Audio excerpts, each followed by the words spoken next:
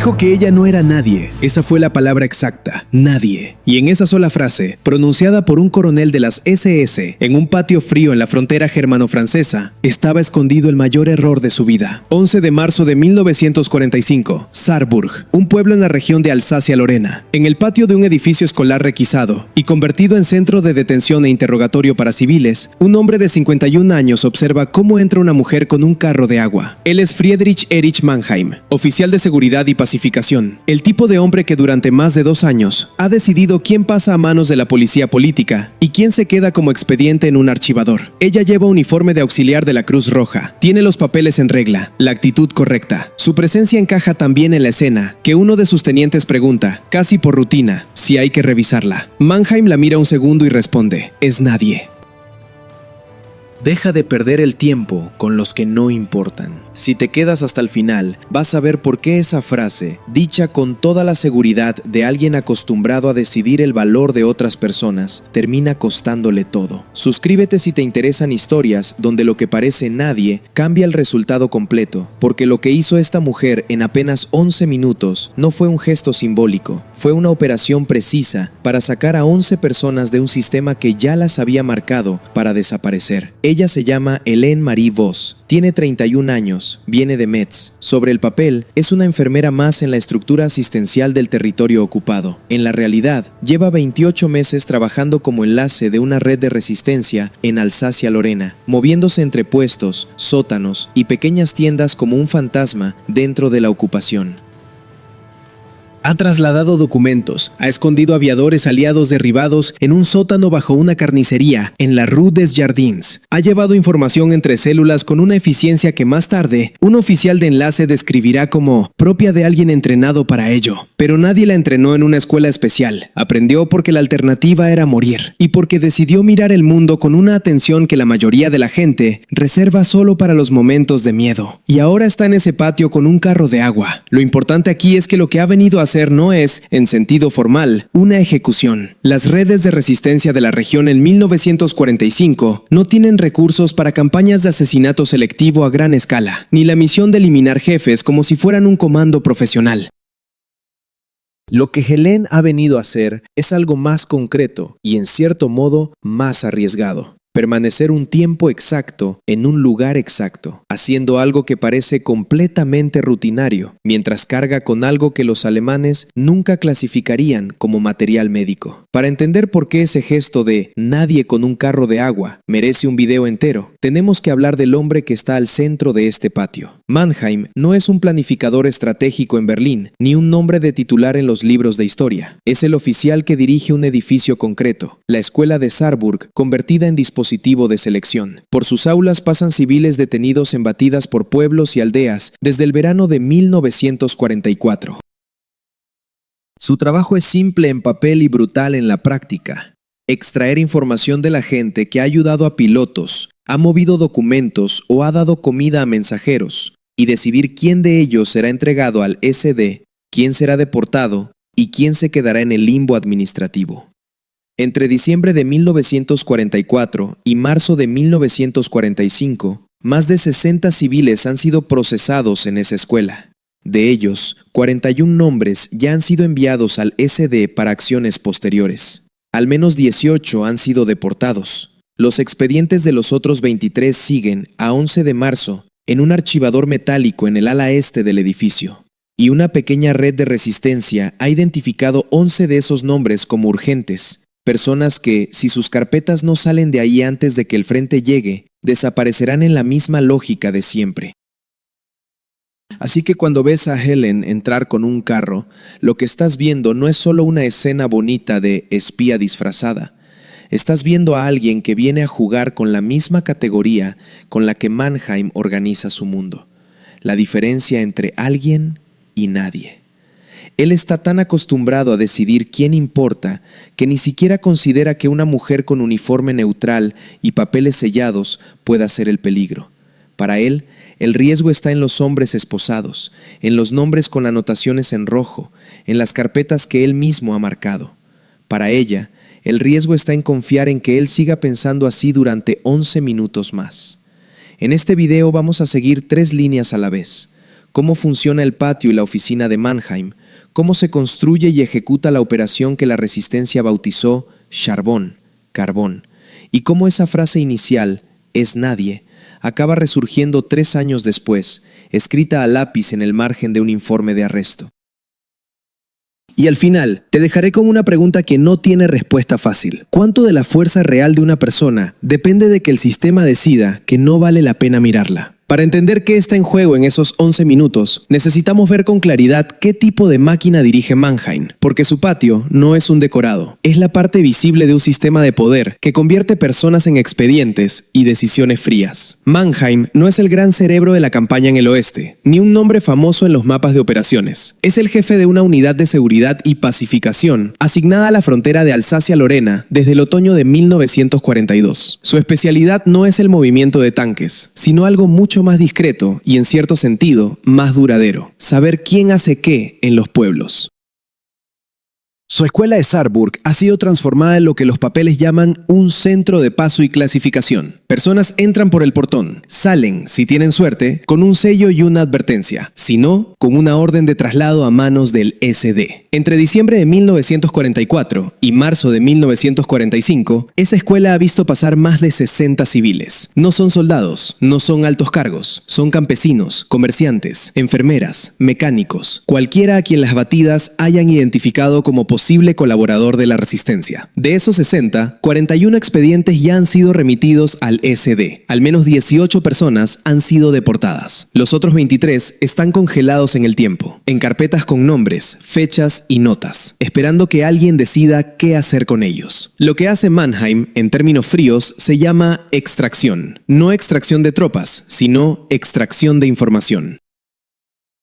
A medida que el frente se derrumba y el ejército se retira, unidades como la suya saben que sus archivos y sus prisioneros pronto dejarán de ser activos y se convertirán en pruebas. Así que aceleran. El objetivo es sacar todo lo posible de las personas que han alojado aviadores aliados, han escondido documentos, han facilitado comida o rutas, antes de que esas mismas personas sean liberadas por los aliados y hablen en sentido contrario. Es una carrera contra el tiempo, en la que cada carpeta es un posible mapa de redes y nombres. Aquí hay una capa educativa que conviene subrayar. Las ocupaciones no funcionan solo a base de uniformes y armas, funcionan a base de fichas. Mannheim representa esa parte del sistema donde la violencia se vuelve burocracia. Él no dispara, él firma recomendaciones, clasificaciones, listas, decide qué nombre pasa al siguiente nivel. Y en esa franja gris, entre la pregunta y el sello, es donde la resistencia ha decidido intervenir. Porque el objetivo de la operación que veremos en la siguiente parte no es matar al jefe del centro, no es venganza personal, es algo mucho más preciso: sacar 11 expedientes de un archivador situado en el ala este de la escuela, antes de que la maquinaria administrativa llegue a ellos. Es literalmente rescatar 11 personas en formato papel. En ese sentido, el corazón moral de esta historia no está solo en el patio, sino en la oficina de Mannheim, en ese mueble metálico que guarda nombres y destinos. Y mientras él se mueve por el patio mirando a detenidos, revisando filas, corrigiendo a sus subalternos, está convencido de que entiende perfectamente dónde está el peligro. Para él, el riesgo son los hombres esposados, los que bajan la mirada, los que traen historias confusas, las enfermeras con carros, los técnicos que arreglan calderas, los que reparten agua y vendas, forman parte del fondo. Son el decorado humano que hace funcionar la escena.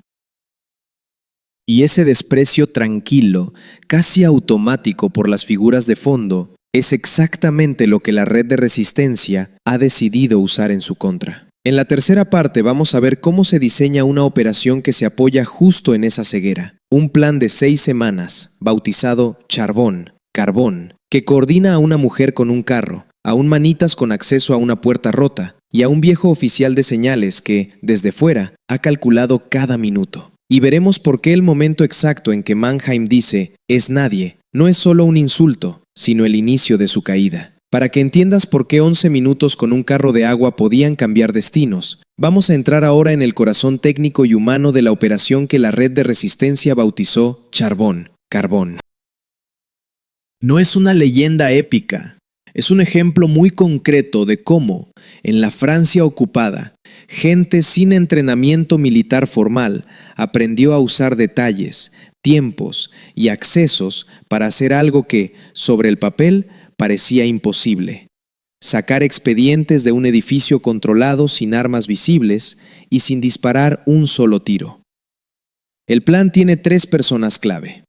Primero, Hélène, la mujer que ya conoces, con uniforme de la Cruz Roja y carro de agua. Segundo, André Boucher, un técnico local de calderas y electricidad, con acceso autorizado a zonas de mantenimiento de la escuela de Sarrebourg. Tercero, el coronel retirado Charles Chesson, un antiguo oficial de señales del ejército francés que, desde 1941, trabaja en la sombra como coordinador de varias células de resistencia en Alsacia-Lorena. Cada uno aporta algo distinto: presencia discreta, acceso físico y capacidad de planificar tiempos como si fueran un mapa.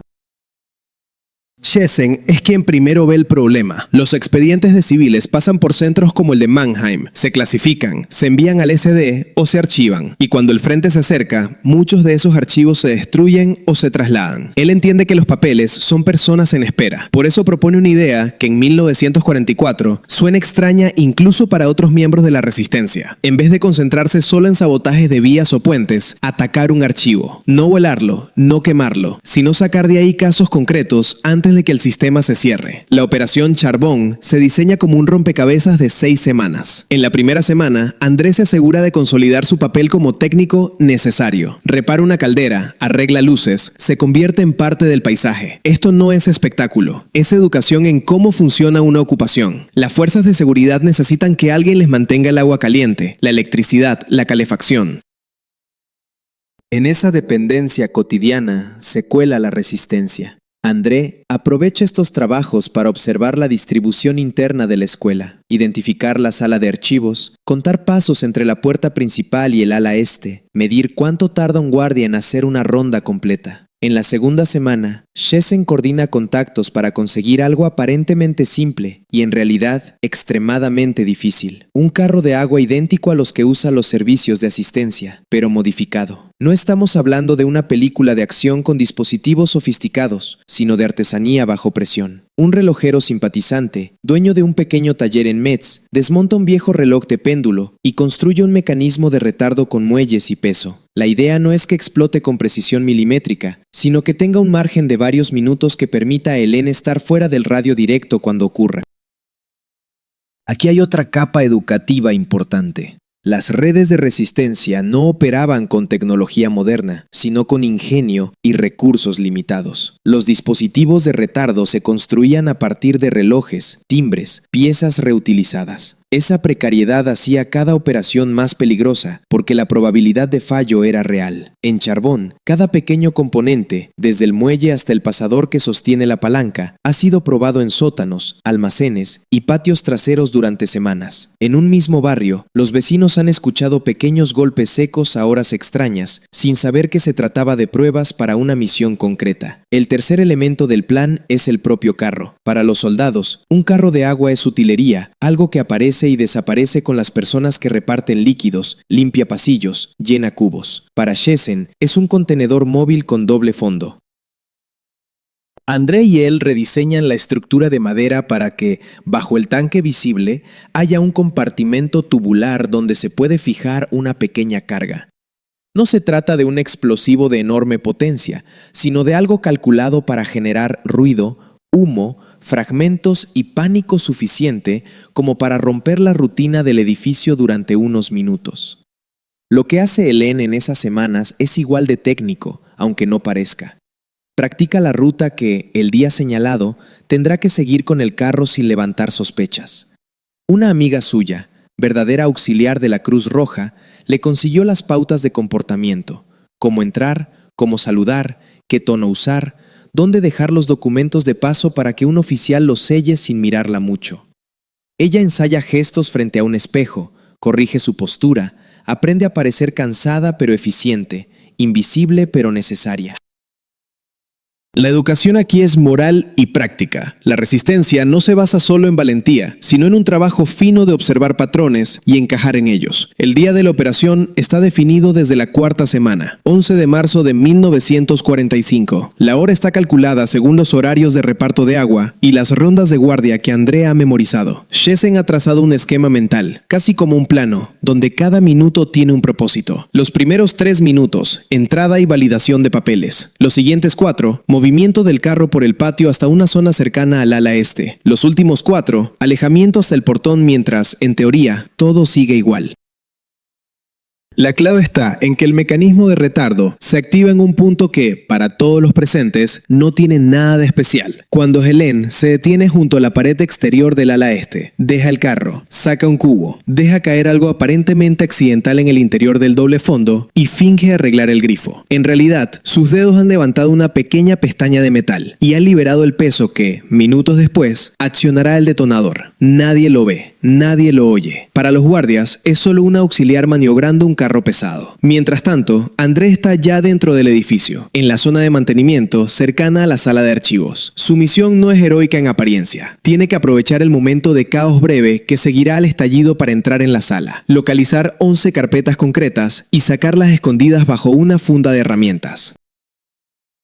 La educación aquí es sobre la fragilidad del orden. Una explosión pequeña en el patio puede hacer que todos los reflejos se dirijan afuera, dejando el interior desprotegido durante unos minutos. Esos minutos son el campo de acción de André. Cuando el dispositivo finalmente se activa, el sonido en el patio no es enorme, pero sí distinto. Un golpe seco, un estallido de madera, trozos del carro y del tanque de agua saltando en diferentes direcciones. Un chorro de líquido que convierte el suelo en una mezcla de barro y astillas. 2 miembros del personal resultan heridos por fragmentos. Los guardias hacen lo que han sido entrenados para hacer: gritar órdenes, correr hacia el foco del ruido, tratar de entender si ha sido un ataque externo. En esos segundos, nadie mira al corredor que lleva al ala de archivos. Nadie piensa en un técnico de calderas. Helene, que hace apenas instantes estaba junto al carro, ya se ha movido hacia el portón, siguiendo la rutina que ha ensayado hasta la náusea. Para quien la observa desde lejos, parece simplemente una trabajadora que ha tenido la suerte de estar lo bastante alejada como para no resultar herida. Ella aprovecha el caos para cruzar el umbral, con un gesto rápido al guardia, cargando aún con un cubo medio lleno. Mannheim la busca con la mirada, tal vez, pero no la fija. Después dirá la frase que abre este video: era nadie. En ese momento no sabe que su nadie acaba de convertir sus archivos en un agujero. Dentro, André entra en la sala de archivos. El estallido aún resuena en su pecho, pero sus manos se mueven como ha repetido en su mente decenas de veces. Sabe dónde está el archivador metálico con los casos de civiles. Sabe qué filas contienen los expedientes más recientes. Sabe qué marcas en lápiz identifican los 11 nombres que la red ha decidido salvar. Abre, coge, apila. Cada carpeta representa a una persona real, en un pueblo, con familia. No ve sus caras, pero sabe que si no las saca ahora, pasarán al siguiente nivel de la cadena de Mannheim. Sale con las carpetas ocultas bajo la funda de herramientas y una manta sucia. Un guardia lo mira, pero su atención sigue atrapada por el humo y los gritos del patio. André baja la cabeza como cualquier trabajador asustado. Se mueve rápido, pero no demasiado rápido. Se dirige a la salida lateral que ya ha usado antes. Cuando cruza la puerta, el peso de las carpetas le parece enorme, aunque en realidad apenas suman unos gramos cada una. Lo que pesa es la responsabilidad de haber transformado papel en posibilidad. En ese mismo instante, mientras el carro destruido aún humea en el patio, Shessen está lejos, en una casa anónima de Metz, mirando el reloj. Él no verá el estallido ni el caos, pero ha calculado la probabilidad de que todo salga bien y de que todo salga mal. Su papel es aceptar que, incluso con el mejor plan, hay un margen de azar. Esa aceptación, esa mezcla de precisión y riesgo es otra lección de cómo funciona la resistencia. No se trata de heroísmo puro, sino de decisiones difíciles bajo incertidumbre. La operación Chargón termina, en apariencia, como un accidente extraño en una escuela ocupada. Un carro de agua explotó, hubo heridos, se abrirá un informe, se harán preguntas, pero en ningún documento oficial de ese día aparecerá una línea que diga 11 expedientes desaparecieron mientras todos miraban al patio. Esa ausencia es la victoria de Helene, André y Shessen. merecen. Han logrado lo que se propusieron, salvar a 11 personas sin que el sistema entienda siquiera cómo se ha producido la pérdida. Cuando el carro explotó en el patio de la escuela de Saarburg y el agua se mezcló con barro y astillas, nadie pensó que esa escena iba a tener consecuencias 2 años después, en una oficina tranquila en la Francia ya liberada. Esa es otra lección incómoda de esta historia. Los momentos que parecen decisivos, las explosiones, los gritos, suelen quedar registrados, pero la verdadera caída de algunas personas empieza mucho más silenciosamente, cuando las armas han callado y el mundo intenta parecer normal otra vez. Mannheim sobrevive a los últimos meses de la guerra. Cuando las fuerzas aliadas avanzan y la estructura de ocupación se derrumba, él decide hacer lo que tantos otros oficiales de rango medio hicieron: desaparecer sin irse. No huye a Sudamérica, no cambia su rostro, no adopta una leyenda elaborada, cambia de uniforme y de papel. Cada ocupación deja atrás gente que se reinventa como civiles, y Mannheim entiende muy bien cómo funcionan las capas de administración. Aprovecha el caos de los primeros meses de la liberación para moverse con discreción dentro de la misma región que ha controlado. En lugar de ser un nombre visible en los informes, se convierte en un trabajador anónimo en una empresa comercial. Ahí hay otra pieza educativa importante. Después de la guerra, muchos exmiembros de estructuras represivas no se fueron lejos. Se ocultaron a simple vista, aceptando trabajos de oficina, de contabilidad, de administración. El paso de uniforme a traje no borra lo que han hecho, pero dificulta que la sociedad los vea como lo que fueron. Mannheim se convierte en contable en una empresa de suministros, usando su propio nombre, no uno falso. Confía en que el nivel medio de información sobre él sea bajo. Las grandes figuras del régimen serán perseguidas, pero él se percibe a sí mismo como demasiado pequeño para ser objetivo de investigaciones a largo plazo. Durante 1946, Hélène sigue con su vida de manera que otros podrían considerar normal. Trabaja en un hospital, atiende a personas que ahora sufren otro tipo de heridas, físicas y psicológicas. Ha recibido ya una condecoración menor del Estado francés por su papel en la resistencia, pero vive sin buscar foco. La gente que la conoce sabe que estuvo en cosas, pero no tiene detalles. Esa discreción no es solo modestia, es una decisión consciente. Ella piensa que cuanto menos atención directa tenga, más libertad tendrá para hacer lo que considera necesario en la nueva realidad, que ya no es ocupación, sino reconstrucción. Sin embargo, hay algo que no la deja en paz: la sensación de que la historia de lugares como la escuela de Saarburg no ha terminado con la retirada de los soldados. Las carpetas que Andrés sacó, las personas que logró salvar, son solo una parte de la ecuación. Queda la otra mitad, los que tomaron decisiones en esos edificios. La Nueva Francia está creando comisiones y tribunales para investigar crímenes de guerra, pero los expedientes son muchos y los recursos pocos. Hélène entiende que la diferencia entre que un caso se mueva o se quede olvidado en un cajón puede depender de que alguien se presente voluntariamente y hable. En la primavera de 1947, toma una decisión que no tiene nada de espectacular en apariencia y que, sin embargo, vuelve a ponerla en el centro de la historia. Se presenta por voluntad propia en una comisión de investigación de crímenes de guerra en la región. No la han citado, no la han obligado. Ella pide una cita, se sienta en una sala con paredes desnudas y da testimonio durante 4 horas. Cuenta lo que vio, lo que hizo y lo que sabe de la estructura de la escuela de Saarburg, del papel de Mannheim y de las personas que pasaron por su centro. Aquí hay una enseñanza directa. La justicia posbélica no funciona solo a base de grandes juicios internacionales. Depende de cientos de testimonios individuales, de personas que han decidido cargar otra vez con recuerdos que preferirían olvidar. Hélène elige hablar, aún sabiendo que revivir escenas, nombres y detalles va a reabrir heridas. No lo hace por venganza, lo hace por una lógica muy concreta. Si no se nombran las personas que tuvieron poder sobre otros, el sistema que permitió esos abusos queda muy convenientemente difuso. Durante esas 4 horas, los investigadores toman notas, hacen preguntas, intentan ordenar un rompecabezas con demasiadas piezas. Hélène no solo cuenta la operación Charbón, sino que describe la rutina del centro, las jerarquías, los nombres de quienes daban órdenes y de quienes las obedecían. Su memoria es precisa. Recuerda el timbre de voz de Mannheim, su manera de clasificar gente, la frase exacta cuando la llamó nadie, mientras firmaba papeles. Pero también aporta algo más peligroso para él: información sobre lo que ha pasado después de la liberación. No se ha limitado a recordar, ha investigado. A través de contactos civiles, rumores en barrios, pequeñas conversaciones en tiendas y cafés, Ha seguido la pista de antiguos miembros de la estructura de ocupación. Descubre que Mannheim no desapareció en el aire. Sigue en la región. Trabaja como contable en una empresa que suministra materiales de construcción. Lo ha visto de lejos una vez, sin uniforme, con abrigo y cartera. A ojos de los demás, es solo un hombre que va a su trabajo.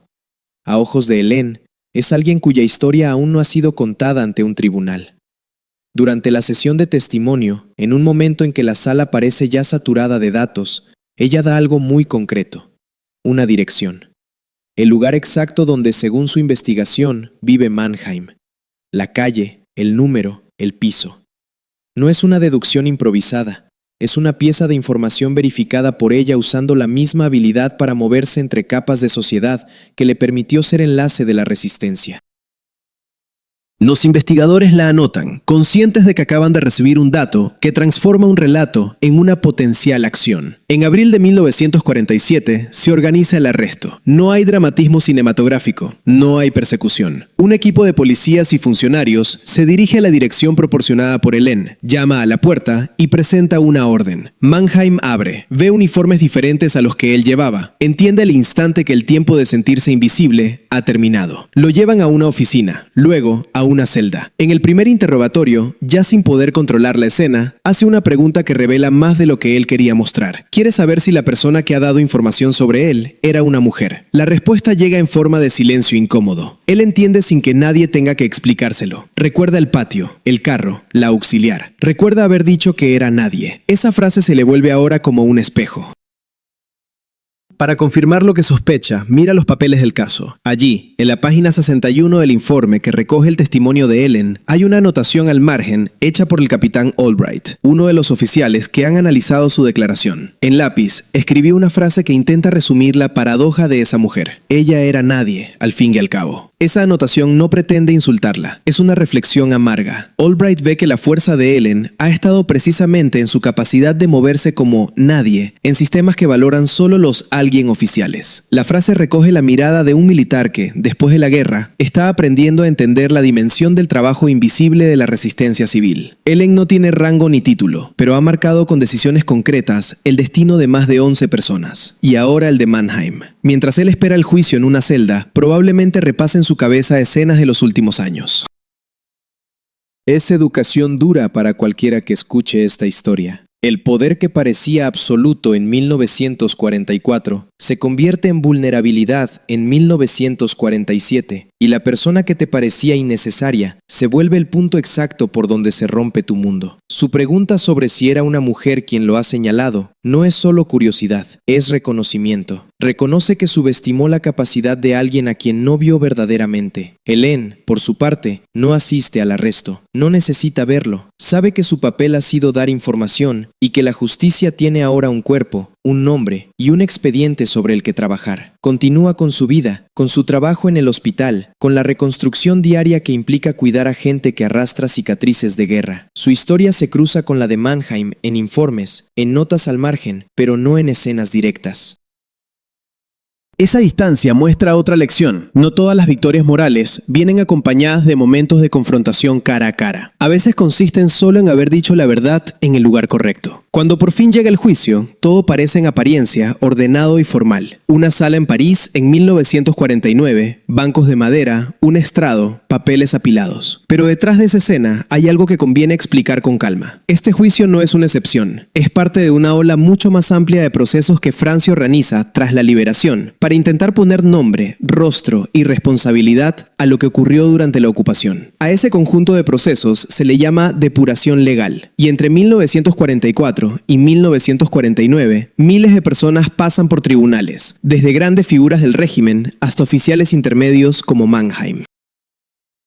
En esta estructura, los casos relacionados con centros de detención, interrogatorio y selección de civiles ocupan un lugar particular. No son tan visibles como los grandes campos, pero en ellos se decidieron destinos de personas que nunca habían llevado un uniforme. El expediente de Mannheim llega al tribunal acompañado de testimonios, informes y notas al margen, incluyendo la anotación de la página 61 que ya conoces. El tribunal tiene que decidir no solo si fue parte de la máquina de ocupación, sino qué ¿Qué grado de responsabilidad directa tuvo en el envío de civiles al SD, en deportaciones y en la gestión de información obtenida bajo presión? Aquí hay un aspecto educativo importante. Las sentencias en estos procesos variaban mucho. Los altos responsables podían recibir condenas largas o incluso pena de muerte, mientras que muchos miembros de rangos medios y bajos recibían entre unos pocos años y una década de prisión.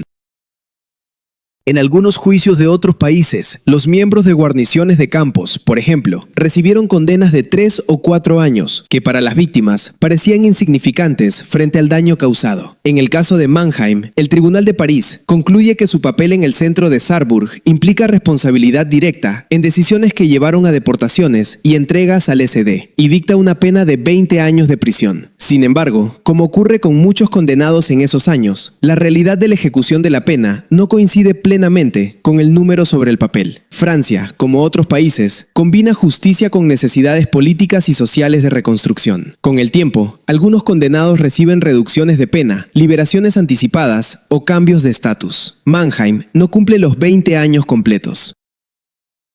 Sale en libertad después de 14, ya mayor, con un historial que legalmente lo marca, pero que en la práctica se oculta bajo la etiqueta de hombre de negocios retirado, en su necrológica local. Muere en 1971, con una nota breve que lo describe simplemente como contable jubilado. Ese contraste es una lección dura. Los textos que cuentan una vida pueden ser radicalmente distintos según quién los escriba. Para el pequeño periódico que publica su obituario, es un vecino que ha trabajado y se ha retirado. Para las personas cuyos nombres estuvieron en sus carpetas, es alguien cuya firma pudo significar deportación o supervivencia. Y para Hélène, es el hombre que la llamó nadie en un patio, y que más tarde vio cómo esa nadie se convertía en el origen de su caída. Mientras tanto, la vida de Hélène sigue por un camino mucho más silencioso, y sin embargo, lleno de sentido.